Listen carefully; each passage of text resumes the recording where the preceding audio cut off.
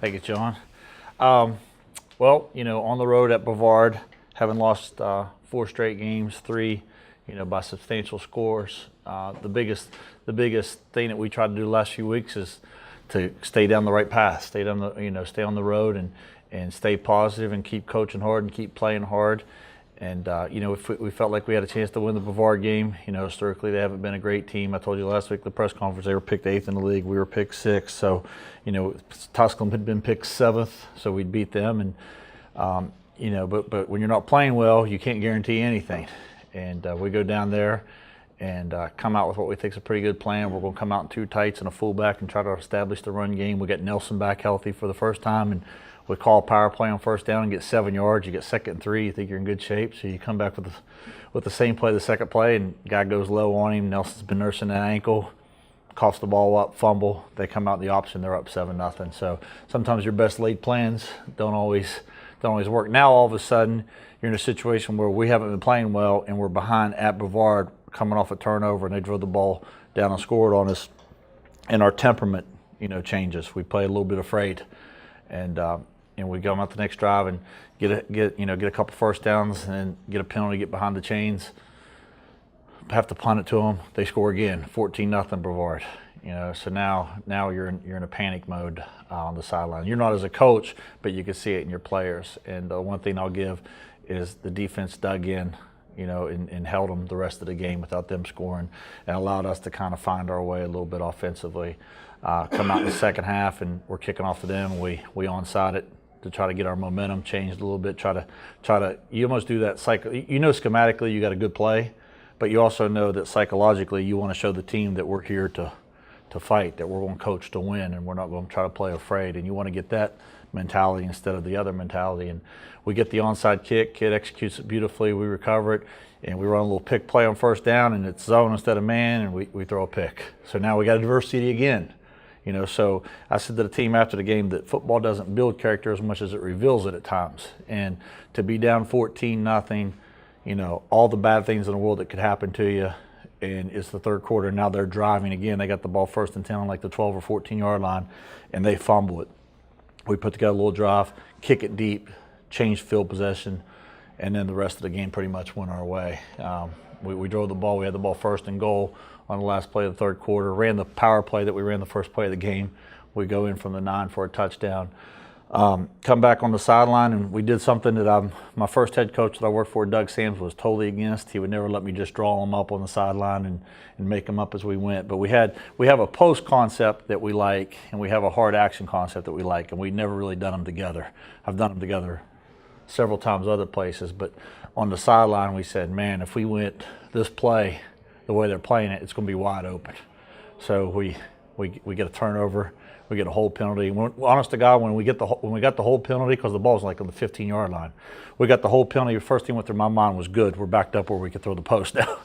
So now we got the ball about the 30, and we called it, and Pat made a nice play, and we had a good hard action, and they bit up on it, and we hit the guy wide open for a touchdown to make it 14-all.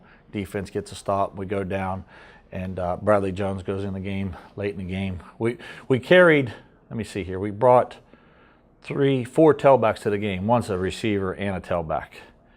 So we only brought that many. That's how healthy we are. On one play, we had the linebacker hit into Robbie Hooks and separated his shoulder, and he falls back into our tailback, Nelson, and rolls his ankle again. So we got 2 of them hurt on the same play. So, and then we call that 3 running back set, the Sooner package. And Bob McLean, our offensive line coach, OC, he's going, Mike, I love that Sooner package. And I said, Bob, there's 2 backs left here, unless you brought someone that I didn't know about. It's hard to run a 3-back set when you got 2 backs left. So we went in and we ran some of the base stuff with Sam as the motion guy, Camargo, and we hit a nice run, and Bradley scores, and defense ends up holding. We run the last few minutes of the game off, and we win 21-14. And really, I wouldn't say we played at our best, but I was proud of the kids competing, considering where they've been. I mean, you really have to look at their history of, a lot of those kids on senior day were recruited by one coach, played for a different coach, and now are on their 3rd coach. And that class had a great number of kids, and then senior day there isn't going to be that many of them walking. So how many those kids survived all that and persevered. and then to be, change from an option scheme to what they're doing now, to be, 2-7 going into that game, and to be down 14-0 at Brevard. Our halftime was very lively, to say the least. Some kids really stepped up and did a good job at halftime, and I thought the coaches kept their composure, and we were able to find a way, and persevere and get the victory. So, like I said, schematically, not the prettiest thing I've ever seen. We didn't execute at a super high level, but we did enough character-wise to win, and that's been, a concern of mine from day one of building a culture, a competitive culture, where we show up to work hard every day, not just when things are going well, but when things are going, I know they're going to work hard when things are going well. It's will we do right when things aren't going well? And so I was proud of our team in that aspect. Catawba at home, senior day, what I told the team 2 weeks ago is let's do everything we can. Not that we haven't been on everything we could, but let's really focus in these last 2 weeks and try to send the seniors off the right way, winning the last 2 ball games. And for you juniors and sophomores and underclassmen, kind of springboard your off season into have a little bit of good feel, good momentum, moving forward. So it's not going to be easy. They were picked first in the league. Defensively, they're probably as good a team as we'll have faced, and we are not exactly lighting it up offensively. So we got our work cut out for us. We got to have a good practice, and we got to hope we hit some plays. I mean, they really had Tusculum bottled up. Now you look at the stats, it doesn't look that way, but Tusculum had a couple things versus Blitz that just happened to spit out and create some big plays. If some things go your way, you get some turnovers, and you have a couple of those things go your way, then you got a chance to win the football game. If you don't, then you really have to execute at a high level, which we are better at that than we were in week 1, but we're not as consistent as we need to be. And I think moving forward, we will be, once we got a set lineup and who we are and guys understand what we're doing, moving forward, we're going to be great.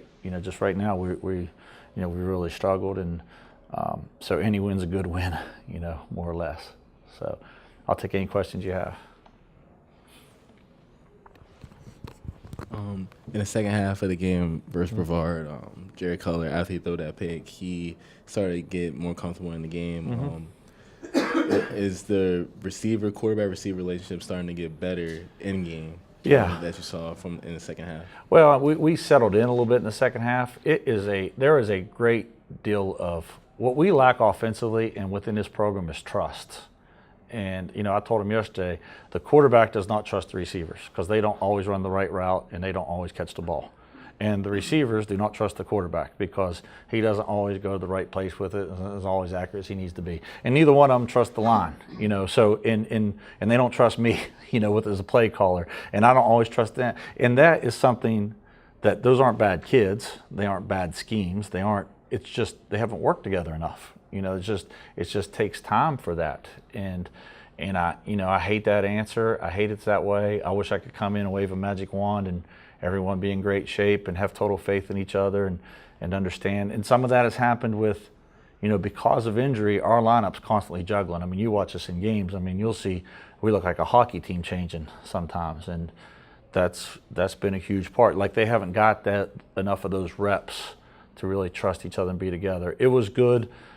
We had a little bit of a blown route, and we went with Alec and Pat from the middle of the third quarter the rest of the way.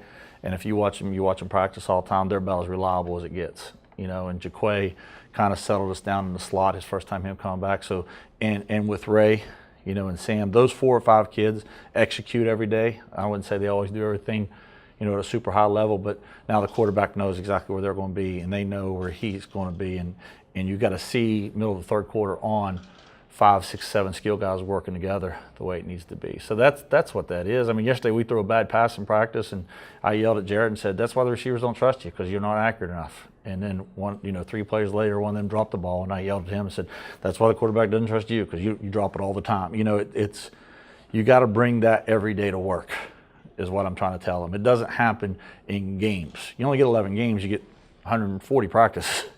You gotta bring it if you do it every day in practice. And me as the coach, like if I see, okay, this kid can do this, and this is what his skill set is, then I'm going to trust to call that. Sometimes there's plays that I've loved over the years that I don't even bother. I've thrown more post routes in the last 5 years than probably any coach in the country, and we've called like 4 this year. I think we had 2 in the Limestone game that were missed. One was dropped, one was overthrown. We hit one Saturday, and we've got times where we call it just to clear it out, but we're trying to hit the underneath guy. So moving forward, I want to be calling a lot of post routes, but I know we ain't going to hit it. Whether it's the guard not blocking the 3 technique, or the tackle, or the back on blitz pickup, or the quarterback or the receiver. It's easy to point the finger at the quarterback. He's the guy holding the ball, and that is a big part of it. But it's all 11 of them working together to be able to throw the football. That's what it is. Now, then you turn on Saturday football and you see a guy back there and they're just snapping it to him and he's running, and you're thinking, well, why don't we do that? Well, you don't really win. You win by all 5 skill guys touching the ball, using the width of the field, the length of the field. Those are the Florida States, the Alabamas. Those are the teams that are always in that hunt. These other people do the other stuff. They're not national title program, year in, year out. But that's what we, hope to be. Bradley Jones, I remember seeing at the beginning of the season, he was being converted to running back. Now, he had a great showing against Brevard last week as well. Is he starting to actually become more dynamic in the role as a running back, and also learning a little bit more better the offense? Sure, we missed Bradley for like 3 weeks in the middle of the season, and people didn't realize it because he wasn't getting a lot of reps before that. But when Calvin went down, our initial plan was for it to be Bradley. And then he actually was wrestling in the dorm and had a slight separation of his shoulder, and we had like a 3-week period where we missed him, and then you bring him back and it's not like he's 100% healthy. So he really just got healthy, and I wouldn't say he's healthy right now, but he really got just healthy enough to get reps in the last couple of weeks. And now you're looking at a kid who was kind of a receiver, slot back in the old scheme, who you've kind of used as a slot yourself, and you're putting him at running back, and he missed 3.5 weeks in the middle of your season, and then you're trying to do a couple things with him. Well, it takes time for him to get back into a role where he's comfortable. And it was good to see him go in and do. We're hard on Bradley. We push him really hard in practice, and it's because we know he's got a lot of talent. And he doesn't always, with battling with the injury, he doesn't always show that like he's capable of in practice. So we really push him hard. I know he probably thinks that we can't stand him. That's the funny thing about kids nowadays is they think when you're on them that you don't like. It's the other way around. It's when you're on them you think they're capable of being great. So we push Bradley pretty hard. And it's because we think he could be a really good football player. And then you stick him in the game and you see it. And then you're like, then he gets it. Like, hey, I'm glad you were on me for the, and you feel good about it. But that's different in this generation than when I played. I mean, we were just kind of used to being, my Pop Warner coach cursed from the start of practice to the end, and nowadays if you try to hold a kid accountable, they really look at you like you're a little crazy at times. But it's good to see Bradley go in and do well. Catawba quarterback Mike Sheehan was rated second preseason All-SAC. How do you think about containing him in that offense? Who, their quarterback? Is that 11 you talking about? Yeah, he got injured like 4 or 5 weeks ago, I believe. They're playing 15 a lot. I always give you the numbers because I watched the video and don't know the names because we haven't recruited those kids yet. They're playing 15 a lot, and then they're bringing 18 in. And when I watched him earlier in the year, I really thought 11 was a really good quarterback. I believe, I don't want to say he broke his ankle, but it was something with the lower leg injury in the Newberry game, and he hasn't really played much since then. They got a couple, 2 or 3 really good tailbacks. They're big up front. They do a lot of the motion stuff by the tight end to get a schematic advantage. But their offense is solid. They're very good, but they build that thing with their defense. I mean, their head coach was a defensive coach, and their D coordinator is excellent. He was a really good player himself. Both of them were, and you could see that they, they're a base 3-4 team. They got a couple outstanding outside linebackers. Their secondary is more than solid, big. I mean, they're a good defense, and I believe they won the league last year, and that's how they did it. I mean, they take care of the ball. They run it. They use the play actions. They're good schematically, offensively, and then defensively, they let those guys go out and win ball games for them. You've had to play a lot of young guys right from the get-go. Yeah. Are you pleased with when they first come in? Of course, they got deer in the headlights. Look. Are you pleased about how they progressed, where they're getting confidence? They're not totally experienced yet, but they're getting the confidence in doing what they do and the speed of the game and all? The game's slowing down for them. I use Jared as a barometer a lot, and you know how I am with Grayson. I remember the first week Grayson was here, he's like, man, it's flying. And now, they talk about, I'll say one of the sidelines all the time, like, are you seeing it? Or is it yeah, it's slowing down for them a little bit. And quarterback's a very unique position. I mean, if you never played it, it could be really fast. I mean, there were times where I swore the guy was about to hit me, and then I'd watch tape and he was 7 yards away from me. But when you're playing, it's different. And each position has that. But to see, Jaquay and some of the freshman running backs and the freshmen, our right tackle, see some of those kids grow up. I mean, it's good. This rebuilding plan is really 3 or 4 parts, and one of it is there's about 6 or 7 kids, I think 3 or 4 of which made all league in the past, who have missed basically this entire season. Duggar, TJ, Ivan. There's some guys that are as good as anybody in this league at their position, and they're still here. And when we flipped the thing over at Cal, what really happened was we were getting some mid-year kids that were able to go through our winter program and work out with the rest of the kids. Well, I'm looking at those kids like they're mid-year add-ons, even though they're here every day. They're going to class every day. I see them at practice. I mean, you see them all the time. But those are kids who, aren't helping us on Saturdays. So you take those kids and then you add, 2 or 3 hopefully mid-year guys. I talked to a guy today who he's got his quarterback's graduating a mid-year high school kid. Maybe you bring him at mid-year. Maybe you don't. Maybe the 2 D tackles I mentioned last week. There's a running back that is exceptional. I mean, there's some guys out there that if you could add those. And then the final part of it is those kids who physically can do it. Them growing from where they're at now into their sophomore and junior years. And, when I was at Fairmont, we didn't have the budgets to stay loaded.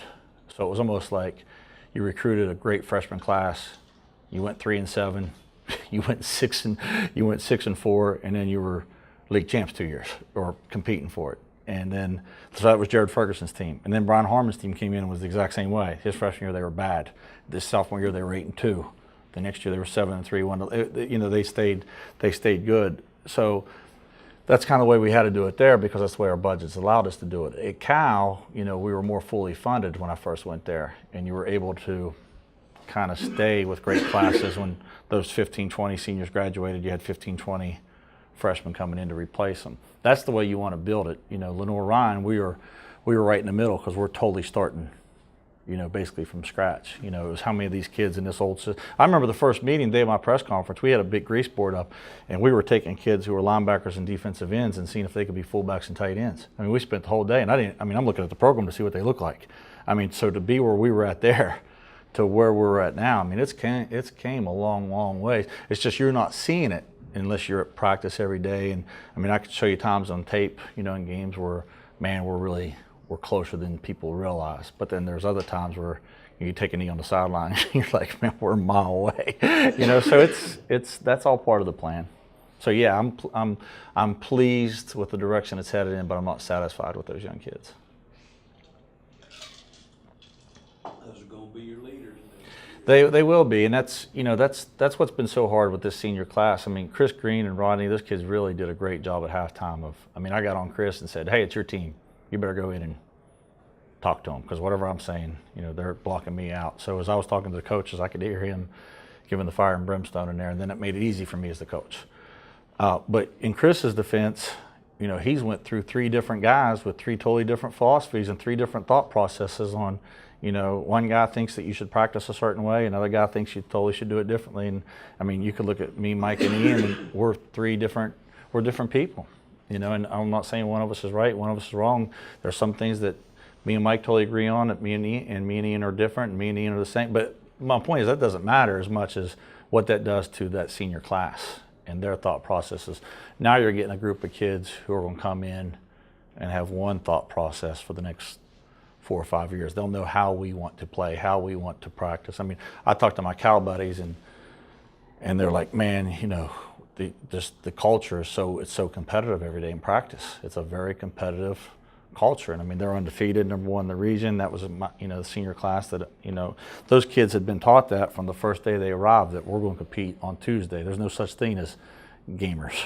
You're going to be an All-American on Tuesday, you're going to be an All-American on Saturday. That's who you're going to be, and that's the culture that was started there by John. Kind of like Fred and Mike, by Coach Luckhart. Then I carried it on. and it took years to build that. I remember in 04, 05 when it wasn't like that. It wasn't even close. And to get it to that way, it took years. And, now, you look at this, I mean, some of these kids, they're confused with 3 different coaches in a 4-year period, and that's no one's fault. I mean, Mike he did the right thing. He took a great job, and that's just the circumstance. That's the cards they've been dealt, and it'll help them later in life. And it's not my fault, but it's the hand I've been dealt, and I got to learn to play it and make it, to what we need to be. But moving forward, we're going to be solid with the way of thinking, because it's going to be one staff, and I'm in a different place in my life, with things, and once you get that culture started, then it's easy, but getting it started, it's not easy at all. It's the furthest thing from it, and it shouldn't be, not just anybody should be able to do it. It should be hard. It'll make the winning down the road that much better. I'm saying that, do you think that the juniors, the sophomore and juniors, had a harder time trusting you when you first came in because the coaching position had been a revolving door for a couple of years? I don't know. I mean, to say trusting me as much as trusting anyone, trusting them. I went through that, as a player. I went to college. I was supposed to go to Salem and play for Coach Rodriguez, and they folded the football program. On the day I graduated high school. And I had to go to Glenville, and I played for one guy. He was there a few months, got fired. Coach Rodriguez came in, and then I transferred schools. I mean, so I went through everything those guys went through, and I saw guys who, they quit immediately. Like, this guy didn't recruit me, so I'm quitting. And other guys who, they bucked the system or fought it, and they didn't make it. And then I saw other guys who were part of that, who weren't recruited by that coach, who bought in and became one of his guys. So we've had all those. I had kids who quit before they even knew what I looked like.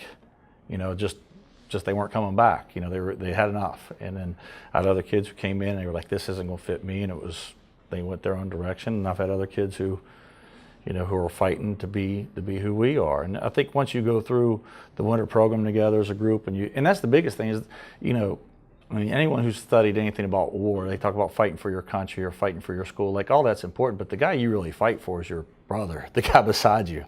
And that's, and unless you've been through some adversity with that guy, it's hard to trust that. And that's why they make training so hard, for that. And that's what we're trying to do is let's put them in, we can't simulate that, but let's put them in the weight room and make it hard. Let's make practice hard.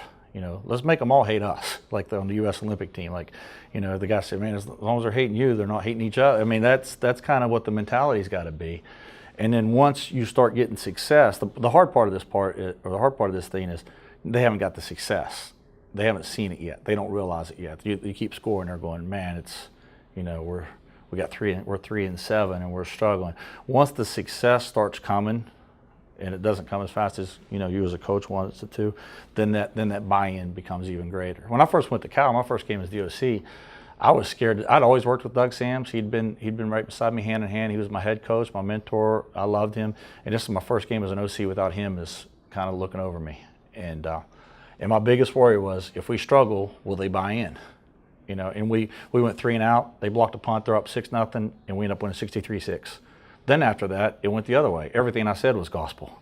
And, it just, because they got that immediate, and especially today's generation where everything's immediate, we got to go through these struggles, I guess, to get there. And once we have that breakout performance, then everyone will be like, man, overnight that happened. You're like, yeah, overnight. A lot of practices, a lot of throws, a lot of blocking, a lot of tackling happened to get us to where we got to be. But if you look at it, I mean, I just saw something with PJ Fleck up at Western Michigan, and they won 4 or 5 games the year before he got there. In his first year, he won 1, and he said he shouldn't have won any. And he talked about building a culture. And then I saw Nick Saban. They lost to, I want to say, Murray State or something like that his first year. I think they went 7-6, his first year, and had some bad losses. And he talked about, but that wasn't the point. The point was, we're building a culture, we're building a way of doing things, and we're not going to listen to the naysayers. We're going to stay the course, and then the good will happen.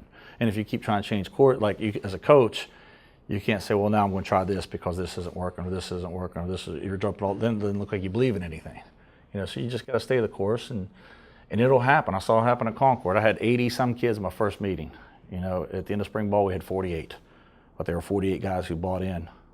And that almost has to be the way it goes too. And then as you recruit, it's easier because now you're in the living room, you know the kid, you know the mom, he knows you. It gets easier and easier as you go. Where you getting kids too that fit your system. Mm-hmm. Sure. You know, one thing, a lot of these kids were recruited for the triple. Sure. And You know, during fall ball, it was a matter of kind of breaking Right. the mold, saying, okay, now. well, you saw all of the last few years' practices, including the ones we're doing now. Just the practice philosophy couldn't be any more different than what they did in the past.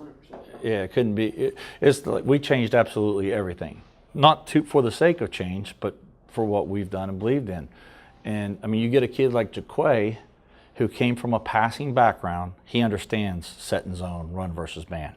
You know, you get a kid who played in the last offense, and that's what they played in high school. A lot of these kids, they don't understand that there's man and zone even going on. You know, so they don't have that natural feel. Even though the height, weight, 40-time vertical jump, all those measurables are the same, this kid's got all this experience understanding what you're doing, and this kid here has none. And you're coaching that. You're trying to coach feel, and you're trying to coach experience. And I mean, think back to your driver's test and where you were at and where you're at now driving. I mean, it's just, it's simple as that. You know, it's just they need the time and the reps, and they have grown a ton. We didn't know how to line up in the spring to practice, you know, and to be where we're at now. Now we're at the point where some of these things are going to take off because we've laid the groundwork, we've laid the foundation. Now the rest of the building is easier to build. I tend to ramble, so. Anything else? Well, I appreciate it. You know, it's a big game this weekend. I'd like to send the seniors out the right way.